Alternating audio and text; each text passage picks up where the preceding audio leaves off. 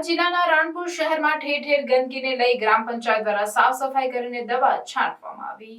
રાણપુર શહેરમાં ઠેર ઠેર ગંદકી અને કચરાના ઢગલાઓનું સામ્રાજ્ય જામ્યું હતું, જેથી રોગચાળો ફેલાય તેની શહેરીજનોમાં ફફડાટ ફેલાયો હતો અને જે મામલે રાણપુરના સામાજિક કાર્યકર ગંગાબેન મકવાણા તેમજ અન્ય આગેવાનો દ્વારા ગ્રામ પંચાયતને રજૂઆત કરેલ, જેથી રાણપુર ગ્રામ પંચાયત આખરે ઘોર નિંદ્રામાંથી જાગ્યું છે અને સાફ સફાઈ તેમજ દવા છંટકાવની કામગીરી શરૂ કરી છે।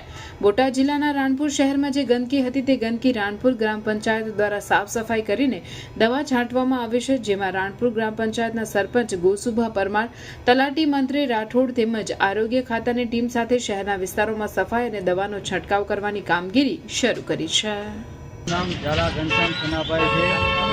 આરોગ્ય વિભાગમાં MPW તરીકે ફરજ બજાવું છું। આજ રોજ આપણે ગ્રામ પંચાયત અને આરોગ્ય બંનેને સંલગ્ન રીતેની કામગીરી હાથ ધરવામાં આવી છે। હાલ આપણે ગુજરાત રાજ્યમાં ચાંદીપુરા નામનો વાયરસ આવી ગયો છે। તે ઉપરાંત આજ રોજ રાણપુરમાં તેની તકેદારી અંતે આપણે ડસ્ટિંગની કામગીરી કરવામાં આવેલી છે। તેમાં દરેક પંચાયતના અને આરોગ્યના કર્મચારી દ્વારા દરેક વિસ્તારમાં આ વાયરસનો ચેપ ના ફેલાય તે માટે આપણે ડસ્ટિંગ કામગીરી કરી રહ્યા છીએ અને આ એક વાયરસ છે, બહુ ખતરનાક છે। એમાં આપણે 0 થી 14 વર્ષના બાળકોને વાયરસ ચેપી બને છે બાળકો। તે ઉપરાંત આપણે આજરોજ ડસ્ટિંગ કામગીરી કરી રહ્યા છીએ।